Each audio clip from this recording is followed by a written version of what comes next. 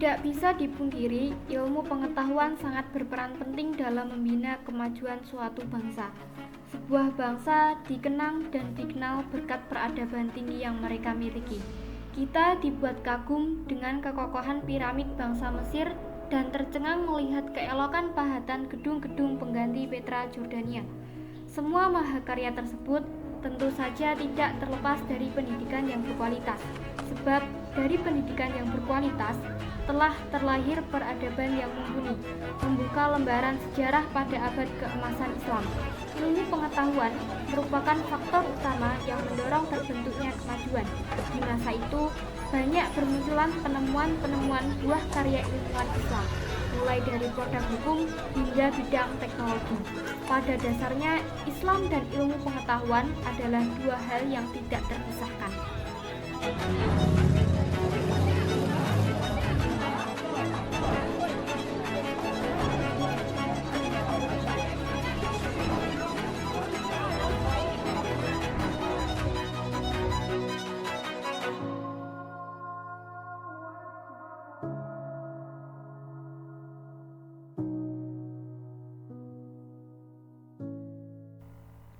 Berdasarkan cuplikan tadi, telah disinggung mengenai ilmu pengetahuan. Untuk lebih jelasnya, mari kita simak pembahasan berikut ini. Sekedar info aja nih teman-teman, kalau sebenarnya ilmu pengetahuan itu sama dengan sains. Sains berasal dari bahasa Latin, yaitu scientia, yang berarti pengetahuan. Sedangkan dalam pengertian umum, sains adalah ilmu pengetahuan. Jadi, sains adalah ilmu pengetahuan yang didapatkan dari suatu penelitian yang objektif atau berdasarkan pengujian yang bersifat logis dan sistematis. Dalam pandangan Islam, sains memiliki peran penting dalam memahami dan mengapresiasi ciptaan Allah Subhanahu wa taala. Beberapa fungsi sains dalam pandangan Islam yaitu membantu memahami kebesaran Allah, mendekatkan diri kepada Allah, memberikan manfaat bagi umat manusia seperti misalnya berinovasi dan menciptakan kemajuan dalam berbagai bidang dan sebagainya. Islam mendorong umatnya untuk mencari pengetahuan dan mempelajari alam semesta sebagai bentuk ibadah kepada Allah. Rasulullah Shallallahu Alaihi Wasallam juga berpesan kepada umatnya, yakni utlubul ilma minal mahdi ilal lahdi, yang artinya tuntutlah ilmu sejak dari buayan sampai liang lahat. Jadi, sains atau ilmu pengetahuan dalam pandangan Islam ini memiliki tujuan yang sangat mulia. Kemudian, ilmu pengetahuan dan agama tidak saling bertentangan, melainkan saling melengkapi. Sains memberi manusia alat untuk mempercepat kemajuan, agama menetapkan maksud tujuan upaya manusia dan sekaligus mengarahkan upaya tersebut. Sains membawa revolusi lahiriah atau material, agama membawa revolusi batiniah atau spiritual. Sains memiliki ruang lingkup yang terbatas, yaitu hanya pada hal yang dapat dipahami oleh indera kita seperti penglihatan, pendengaran, raba, sentuhan, dan juga ucapan. Sains merupakan pengetahuan yang diperoleh melalui pembelajaran dan pembuktian. Ruang lingkup sains antara lain yang pertama, sains sebagai pengetahuan ilmiah, kemudian sebagai aktivitas ilmiah, dan juga sebagai disiplin ilmu. Sains dapat diklasifikasikan menjadi beberapa cabang utama yang masing-masing memiliki fokus kajian yang berbeda. Secara garis besar, sains atau ilmu pengetahuan terbagi menjadi dua kategori utama, yaitu ilmu alam dan ilmu sosial. Dari kedua kategori tersebut, bisa dipecah lagi menjadi beberapa cabang ilmu yang lebih spesifik. Berikut ini adalah beberapa contoh klasifikasi sains. Yang pertama, ilmu alam. Ilmu alam adalah bidang ilmu yang mempelajari fenomena alam dan proses-proses yang terjadi di alam semesta. Yang kedua, ilmu sosial. Ilmu sosial adalah bidang ilmu yang mempelajari perilaku manusia, masyarakat, dan hubungan sosial. Yang ketiga, ilmu terapan. Ilmu terapan adalah bidang ilmu yang mengaplikasikan pengetahuan sains dalam kehidupan sehari-hari untuk memecahkan masalah dan mengembangkan teknologi. Nah, dari ketiga Ilmu alam, ilmu sosial, dan ilmu terapan ini tidak mencakup semua cabang ilmu pengetahuan, karena sains terus berkembang dan cabang-cabang baru terus muncul seiring dengan perkembangan pengetahuan manusia, seperti misalnya ada ilmu lingkungan, sains matematika, sains kesehatan, dan masih banyak lagi lainnya. Di dalam Al-Quran, banyak sekali ayat-ayat tentang ilmu dan ilmuwan. Al-Quran senantiasa mengarahkan manusia untuk menggunakan akal pikirannya dan memberi motivasi untuk meningkatkan ilmu.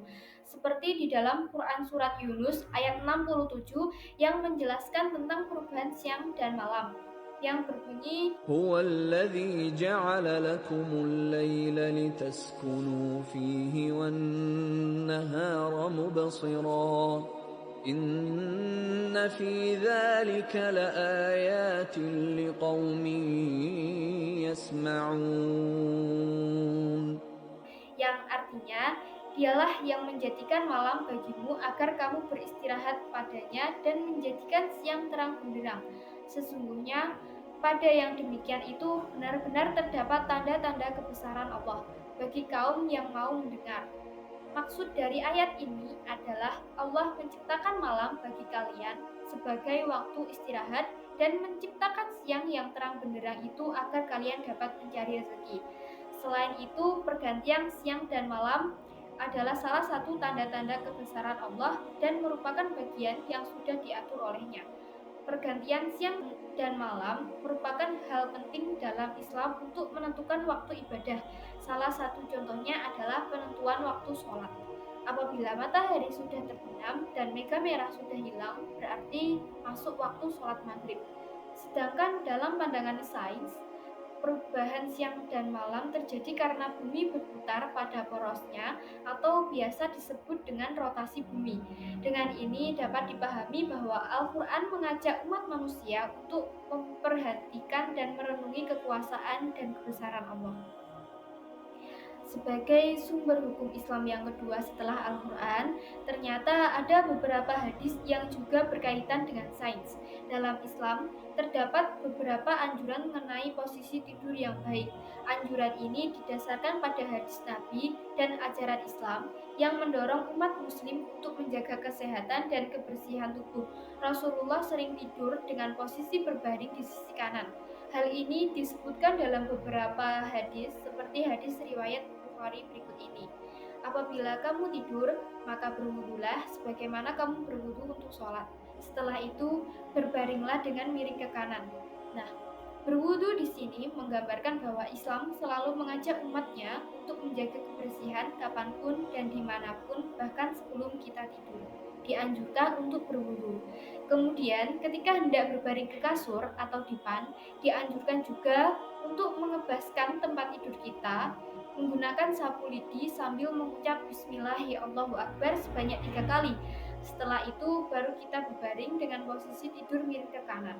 Lalu bagaimana sih dalam pandangan medis mengenai tidur dengan miring ke kanan? Dalam penelitian medis, posisi terbaik untuk kesehatan otak adalah dengan tidur menyamping, khususnya ke arah kanan. Posisi tidur dengan miring ke kanan juga baik untuk melancarkan peredaran darah dan sirkulasi jantung. Jadi, posisi tidur miring ke kanan ini sangat dianjurkan baik dalam pandangan Islam maupun dalam pandangan medis. Selanjutnya, sumber ilmu pengetahuan adalah hal-hal yang secara hakiki diyakini sebagai sumber dari mana ilmu pengetahuan itu kita peroleh. Pengetahuan menjadi sumber utama dari peradaban suatu negara. Maju atau tidaknya peradaban tersebut dimulai dari ketertarikan masyarakat terhadap ilmu pengetahuan. Ilmu pengetahuan atau sains diyakini sebagai salah satu ilmu yang berkembang, karena sains atau ilmu pengetahuan itu sendiri merupakan bidang kajian yang mempelajari tentang fenomena alam secara sistematis melalui observasi dan eksperimen. Makanya, sains merupakan salah satu ilmu yang akan terus mengalami perkembangan. Dalam perspektif Islam, sumber ilmu pengetahuan terbagi menjadi ilmu nahli yang berasal dari wahyu dan ilmu ahli yang diperoleh melalui akal. Sebagai sumber pengetahuan, Al-Quran juga sering dijadikan rujukan, karena di dalam Al-Quran dan hadis terdapat banyak sekali pengetahuan yang menjadi dasar dalam pengembangan sains dan ilmu pengetahuan lainnya. Kemudian, tokoh sains Muslim dan penemuannya. Ada banyak sekali tokoh sains Muslim yang telah memberikan kontribusi besar dalam dunia sains dan teknologi. Salah satunya adalah Ibnu Sina atau biasa dikenal dengan Avicenna, seorang Muslim Mu'tazilah yang dipandang sebagai dokter, astronomer, dan penulis terpenting dari zaman keemasan Islam. Beliau juga dianggap sebagai filsuf paling berpengaruh di era pramodern. Selain sebagai filsuf, Ibnu Sina juga dikenal sebagai dokter dan ilmuwan yang berpengaruh. Banyak dari pemikirannya, khususnya dalam bidang kedokteran, telah membentuk dasar dari praktik medis modern. Beberapa penemuannya antara lain yang pertama alat destilasi essential oil, yang kedua metode karantina, kemudian teori penularan TBC dan penemuan manfaat etanol. Selain itu, beliau juga menulis buku yang menjadi salah satu karya medis paling penting dalam sejarah, yaitu Kitab Al-Hanun fi Al-Tib. Buku tersebut menjadi standar dalam pendidikan kedokteran di dunia Islam dan Eropa selama berabad-abad, karena buku tersebut merupakan ensiklopedia medis yang mencakup berbagai aspek ilmu kedokteran pada masanya. Jadi, kesimpulannya adalah sains merupakan kumpulan pengetahuan yang berkaitan dengan cara mencari tahu dan mampu memberi gambaran melalui berbagai kegiatan atau penelitian yang dilakukan. Manusia berusaha untuk dapat menjawab fenomena alam dan mendapatkan kepuasan untuk memenuhi kebutuhan hidup. Islam memiliki hubungan yang erat dengan sains. Penting untuk dicatat bahwa sains dalam Islam tidak terbatas pada bidang-bidang tertentu, tetapi mencakup semua aspek kehidupan dan pengetahuan. Islam mendorong umatnya untuk terus belajar, bertanya, dan mengembangkan ilmu pengetahuan demi kemajuan dan kesejahteraan umat manusia, sehingga melahirkan para ilmuwan muslim yang berpengaruh dalam sains. Sekian pemaparan dari saya, semoga dapat dengan mudah dipahami dan dimengerti. Terima kasih. Wassalamualaikum warahmatullahi wabarakatuh.